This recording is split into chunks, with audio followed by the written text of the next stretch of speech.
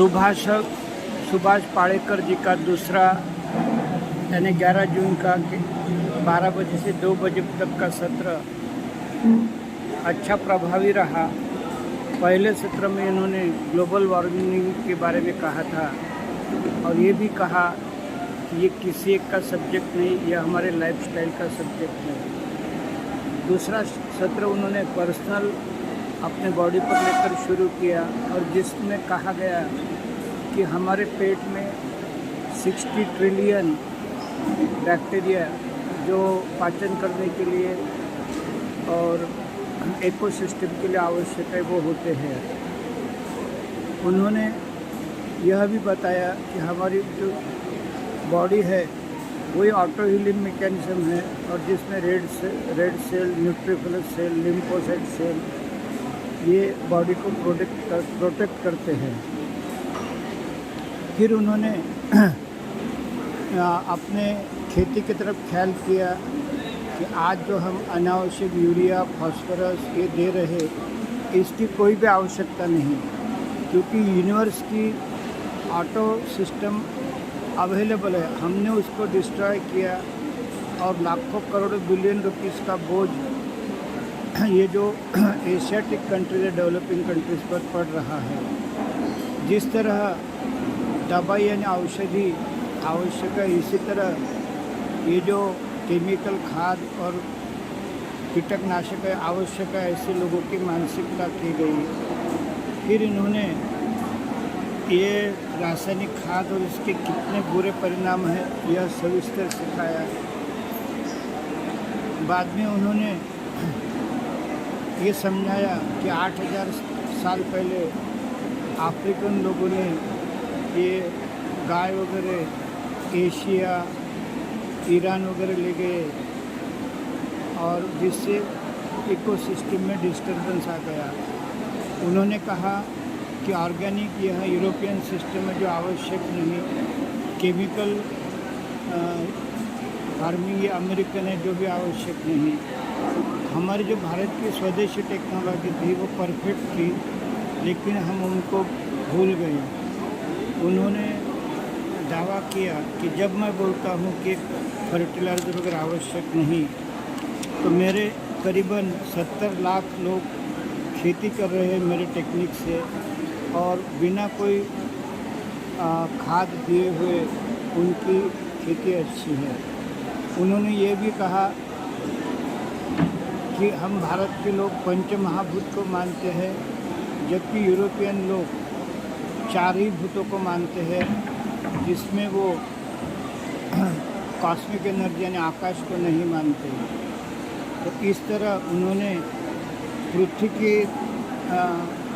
भूत पर ख्याल किया कि पृथ्वी यानी हमारी ज़मीन, हमारी माँ, जिसके अंदर नाइट्रोजन, फॉस्फेट, पोटैश, कैल्शियम सभी प्रकार के 108 माइक्रो न्यूट्रिएंट रहते हैं। और मज़े की बात है कि जो विष्णुपंथी वैष्णवपंथी लोग हैं उनके गले में जो तुलसी माला होती है उसके भी 108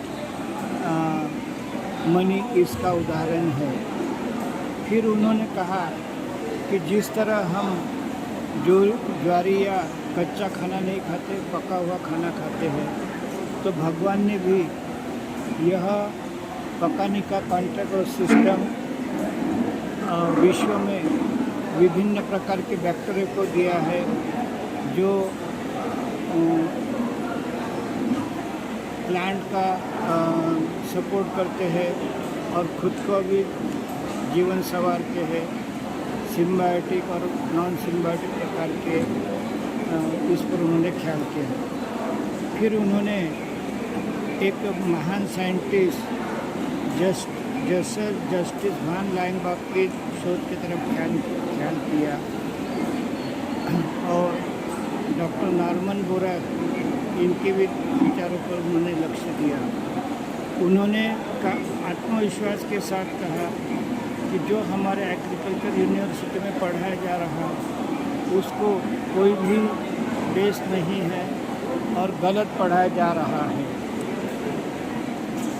फिर उन्होंने इस बात पर ध्यानाकर्षण किया कि जैसे हमारा जो खेती का नाइट्रोजन है वह हम जंगल का अगर अभ्यास करते हैं तो जंगल में कोई भी वहाँ पर नाइट्रोजन देता नहीं, फिर वो कहाँ से पूरा होता है।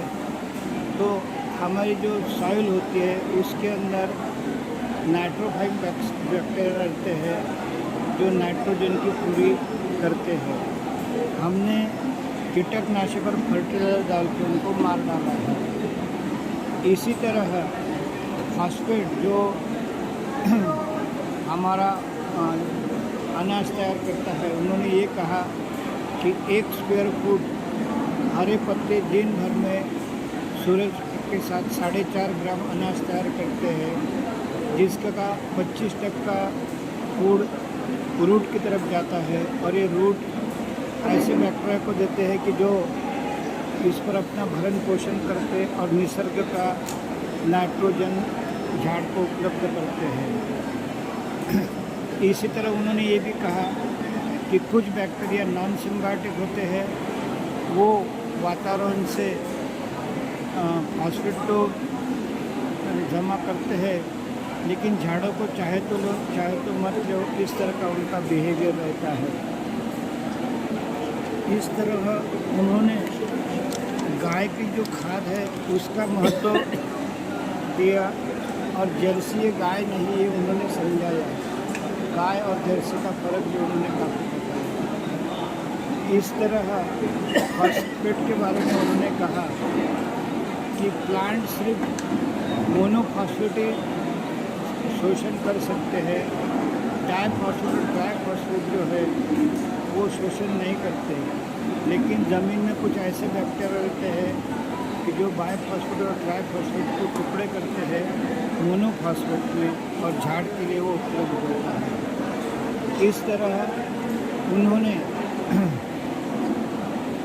20 साल से उनके पद्धति से जो लोग खेती कर रहे हैं उनके खेती में आज तक कोई खाद या कीटकनाशक नहीं डाला है, उसके भी उदाहरण उन्होंने दिए हैं।